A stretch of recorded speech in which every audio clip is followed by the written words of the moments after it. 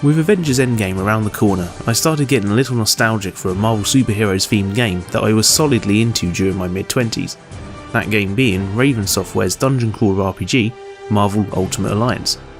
This is a game that I've had in the back of my mind to cover for a while. Like I mentioned on here before, I'll often be recommending games that got their hooks into me at some point, even if they weren't the flashiest games around. A chance for me to say, hey, look at this game I used to enjoy, maybe you will too.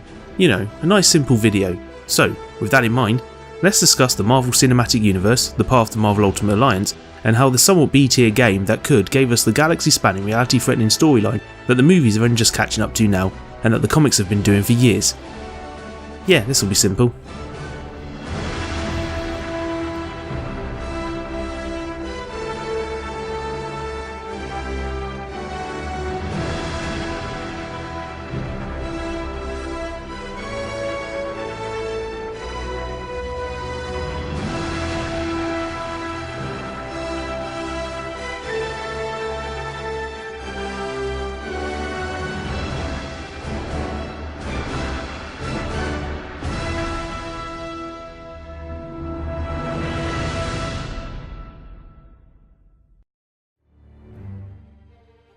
Right now it's clear that Marvel is pretty much the biggest single entertainment franchise in the world. Nerds like us are fully aware of the history of Marvel and how they've managed to rise from nearly becoming dust a few decades ago to being the multimedia powerhouse they are today.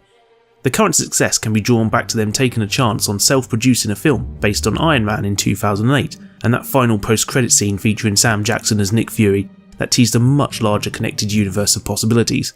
Marvel didn't hold the rights to all their biggest names back then, and they'd only just got the movie rights to Iron Man back in 2006.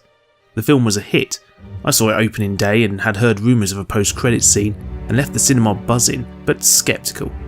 A fully connected movie universe of characters, that'd never work. A few years later the Avengers was on the way, and whilst by this point I was fully invested in these films, I really thought this one would be a mess. That many characters in one film? Come on, it'll be a clustercuss of epic proportions. I trust Whedon, sure, but he did write Alien Resurrection, and that film is very not good. Note to self, acquire a copy of Alien Resurrection for PS1, that game is very good. Anyway, Avengers came out, and with an added assemble in the title for us in the UK, and it was pretty damn rad. I still get a massive grin on my face when watching it. 7 years later, Avengers Endgame is here to bring us the sort of huge scale stories we've been reading in the comics for years. For those who are unaware, the world of superhero comics regularly has these major events where a villain, or many villains, have plans that usually involve causing some sort of universe-changing event. It's the sort of story events that can only really happen when you have an audience that is fully invested in the world, because you'll need to ask them to be following a lot of threads. It's pretty nuts that this is happening in cinema right now, but as I already mentioned, there was a game that did this first. Not so much in the long build, but more in the coming together of many heroes to fight one major threat to the galaxy. So let's go talk about that, shall we?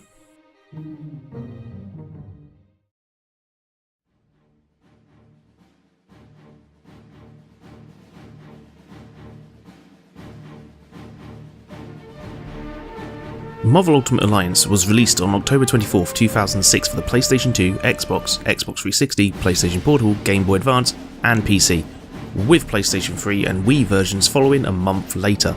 Certain versions had extra characters, but other than the GBA version, they're all largely the same. In July of 2016 the game would get a remastered release, which is what I've captured footage from for this video, on the PlayStation 4, Xbox One and PC. I would say grab one of these remasters, but Activision, being as weird as they are with Marvel licenses, these games are currently unavailable on any of the digital stores and there is no physical release. The original versions aren't backwards compatible with modern consoles either, so if you want to play this game you're going to have to go for the original discs on their original hardware. Despite having no numbers in its title, Marvel Ultimate Alliance isn't actually the first game in Raven Software's superhero dungeon crawler RPG series. Just 2 years earlier, in October 2004, they had developed X-Men Legends, which has a sort of cel-shaded comic book look and features Patrick Stewart as Xavier, reprising his role from the then popular X-Men film series. A series that I guess is still around today? For now. This is the Brig, a highly reinforced area designed to contain practically any mutant. You keep prisoners? No, not at all, Allison. But there are those rare occasions when we need to detain an individual before handing them over to the proper authorities. The following year, Raven Software released X-Men Legends 2: Rise of Apocalypse. This game expanded on a few gameplay mechanics and opened the game to a little of the larger Marvel universe by featuring cameos from Iron Man and Nick Fury. Bit of a coincidence there, right? Obviously after that, and with the move to next-gen formats, they decided to go big for the third game by pulling the whole Marvel universe into the deal.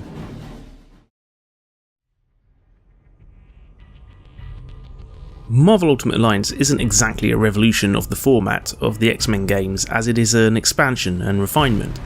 I mean, how much change can we expect when they made one game a year? Health and energy have been reworked, so you no longer need to manually use health packs, for instance. Individual segments of a level are larger than before, although the layouts have been simplified a little. Every stage has one giant boss battle against an enemy that requires you to figure out exactly how to inflict damage on it, rather than just being a damage sponge. Some QTE events are mixed into the major boss battles too, because it was the mid-2000s, so of course it was. Graphically, even in its remastered form, the game isn't the flashiest. It very much looks like one of those early console generation games that basically look like the previous gen, but with more effects. The cel-shaded look is gone and more detailed character models and textures have been brought in. I will say the textures on the scenery and the improved lighting of the remaster are pretty good though. Look, I'm not trying to tell you that every game I recommend on here is going to be a 10 out of 10, or even a 9. I'm here to say here's a game I got a lot of fun out of at some point in my life, and man did I play this a lot. It was a mainstay of online multiplayer sessions with my mellow gaming buddy Paul and a few other friends for years. We probably played it through online at least 5 times, maxing out all the characters and unlocking all their costumes. And then there's how much time Paul and I played it locally. Hell, when the remaster came out, we both played a bit of it on this very channel. I think what has always kept me playing Marvel Ultimate Alliance is just the realisation of the concept. I enjoy dungeon crawler RPGs and smacking lots of enemies about the face. I like incrementally building up a character's stats. I'm a massive Marvel Comics nerd. Some of my earliest memories are of me watching Spider-Man and his amazing friends and drawing the New York skyline, or rather a boxy tower approximation of it, on computer printer paper and swinging my little Spidey I'd drawn and cut out along it. I love playing superheroes in games, and here was this dungeon crawler smash 'em up where I could have Spider-Man 4, Captain America and Wolverine clobbering Doombots and the like all over the shop. Also, each character has 4 costumes to unlock. Imagine that. Not only were there multiple costumes with their own stat buffs, but they were in the game to unlock. For free. It truly was the golden age of Marvel comic games. As you play through the levels, you'll frequently come across mini-boss battles against a plethora of Marvel villains. Whoever it was at Raven Software that was picking these out must have been a proper nerd, because they have picked out a real mixture of well-known and pretty darn obscure characters for you to battle. You'll fight Scorpion, the Shocker and Mysterio, but you'll also be taking on lesser known villains such as Tiger Shark, Pybok and Birra. Also, you'll fight a lot of barrels, crates and random bits of scenery. It wouldn't be a dungeon crawler RPG if you couldn't smash people's property to raid them for cash and health orbs. So, who was it that wrangled all these villains together? Why, it's Dr. Doom, of course. You know, that guy that's not in the Marvel films yet because Fox were busy making a mess of him for the last 14 years. Doom has teamed up with a few heavy hitters in the form of Ultron, Baron Mordo, Enchantress, and the pin-up of the villainy world, Loki. Looking tasty in that green and yellow lycra ensemble there. I wonder why Tom Hiddleston hasn't worn that in the films yet. Anyway, Doom's plan is to collect together what he needs to steal Odin's power in order to allow himself to rewrite reality to suit his image. This is obviously a bit of an issue for, like, existence and stuff. It gets bad enough that Uatu the Watcher does that one thing he totally never does ever, and he saves the heroes from certain death in order to give them another shot at saving the universe. One thing I always liked about this game was how much of the Marvel universe it covers. Obviously it cribs characters from almost everywhere. According to Wiki, there's over 140 appearing in the game in total. But it's the locations that you go to that give this that epic saga feel that the major crossover events in the comics tend to go for. You start on a shield helicarrier that's being attacked by Ultron's bots, which builds up to a fight with Mandarin's dragon buddy Fin Fang Foom. The team sets up a base in Stark Tower and quickly follows up the last mission with a trip to the Omega base, a location made up for the game that's basically a giant research base on wheels. It's also home to many crates you can smash. Here you'll battle Mysterio, who we'll be seeing soon in Spider-Man Far From Home, and shortly after we face MODOK, who insists we answer some general knowledge questions before we can punch him in his face, which I guess is all of him. After that we go to Atlantis to visit the poor man's Aquaman, Namor. Yeah, I said it, no one likes Namor. I showed him mercy and saved his life on this playthrough. He doesn't get to join our squad though. This is where you take on the Kraken, which is a silly boss battle. From Atlantis we travel to the Valley of the Spirits, home to the Mandarin and his lair. Here we smash up his no doubt priceless collection of terracotta army statues. Some of them are alive, so it's better to be safe than sorry. This probably should have been where we fight Fin Fang Foom really, but it does seem a bit cramped in here, so I'll let it slide.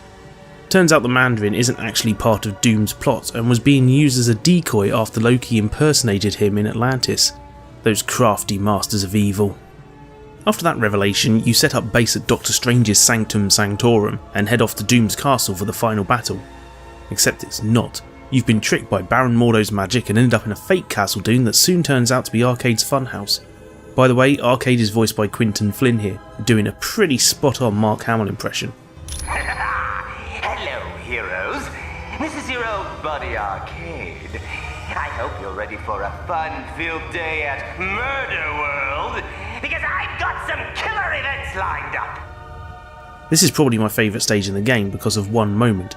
Partway through you have to jump into an arcade machine and play Pitfall, like you're running around as Iron Man in place of Pitfall Harry, swinging on vines and jumping on alligator heads. It's pretty fun stuff. You also get a bumper car battle and you get to play Breakout by dragging a paddle back and forth. After Murder World it's off to Mephisto's realm where you must complete rituals to progress and are eventually forced to make a decision between saving either Jean Grey or Nightcrawler. Whoever you decide to not save becomes an opponent during a boss fight with Mephisto later. After defeating Mephisto you head to Valhalla where you have a mission on the Bifrost Bridge to complete and another mission in Asgard. These levels aren't the best, they drag on a bit and feel like distractions on the way to facing Loki in the next stage, which is Niflheim. When you eventually get to Loki you'll face off against him and after winning the battle you appear to be back in the Hall of Heroes, but something is a bit off. Turns out it's another Loki trick, the trickster.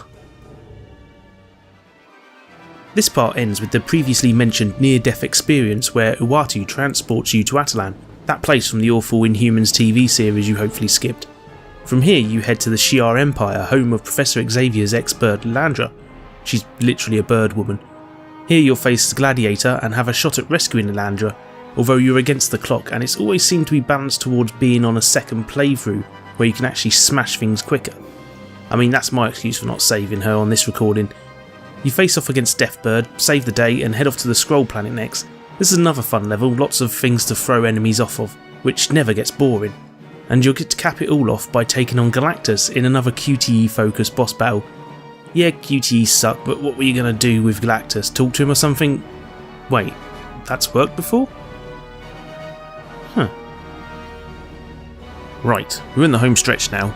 After defeating Galactus and acquiring the MacGuffin, they need to lay a beating on Doctor Doom. The heroes head back to Stark Tower that has now been remodelled in Doom's likeness and rebranded as Doomstark. This is just a quick brawler level to clear it out and reclaim it as your base of operations.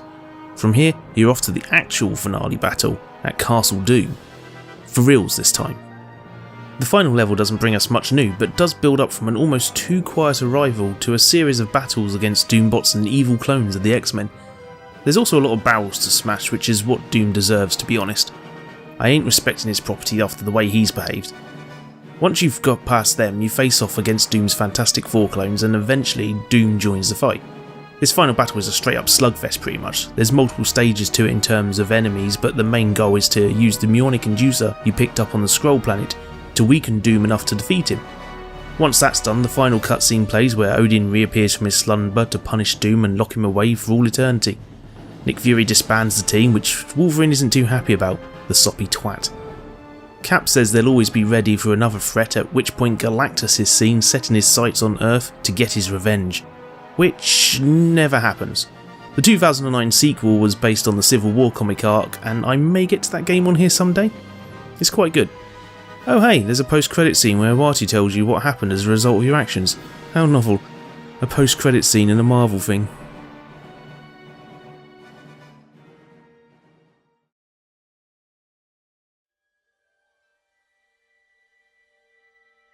So yeah, the game sure does travel everywhere. We went to Atlantis, Asgard, a virtual circus, the Skrull homeworld and the Shi'ar Empire. We also dealt with the real villains of the game, those darn barrels and crates. They're always there. They want us to smash them. They're up to something and I don't like it. Where was I? Oh yeah, it's the wide spanning reach of the locations and the sheer number of characters that help this game stand out. It ain't the prettiest or the most polished, but it's a fun, action-filled comic book nerd's dream. It's great fun in multiplayer, has a number of extra comic book missions you can do, and when you're finished, there's a New Game Plus mode you can start. I hope you understand why I enjoy this game so much. It's nerd heaven. All the characters, costumes and worlds are like video game representations of my childhood playtime. It's a mixture of nostalgia for those icons and my current fandom. Being able to play as Deadpool, hearing him talk just like I imagined he would, like a husky Demi Moore, was what turned him into my main team character. Oh yeah, you can make custom teams in this. Mine is led by Blade and is called Uphill Ice Skaters, except without a space because there wasn't enough room for all them letters and a space. Some motherfuckers are always trying to ice skate uphill. For literally 10 years now I've been wanting a third entry in the Marvel Ultimate Alliance series. I kept wondering what heroes they'd add, if they'd pay off that teaser for a Galactus-focused sequel, what costumes from the MCU would be included, movies that have mostly all happened after Ultimate Alliance 2. Well, at the end of 2018 it was announced that Marvel Ultimate Alliance 3 would be coming this year exclusively for Switch. This game is being developed by Team Ninja, you know, the Dead or Alive and Ninja Gaiden guys, and published by Nintendo. Nintendo are publishing a Marvel Ultimate Alliance game. This news blew my mind. It's clear it's basing the roster on the movies and even its plot, which appears to be Infinity War focused. I'm kinda hoping at some point in the game Thanos gets to do his snap thing and the game randomly dusts half your characters. That'd be amazing. Anyway, I'm hyped for that game. I've really enjoyed playing through the first Marvel Ultimate Alliance game for this video and have also enjoyed telling you all about it. This game was probably one of my most played on the 360. I dread to think how many hours I put into it. Playing it again was a big nostalgia rush. Anyway, thank you for listening to this nerd's rambling about comic book stuff. Hope you enjoy Avengers Endgame. Hope I got this video out before it. And let me know if you'd like to see Paul and I play through Marvel Ultimate Alliance 3 when it comes out. Thanks for watching. Click the likes and stuff if you fancy. Or even do a comment. It's up to you. Bye.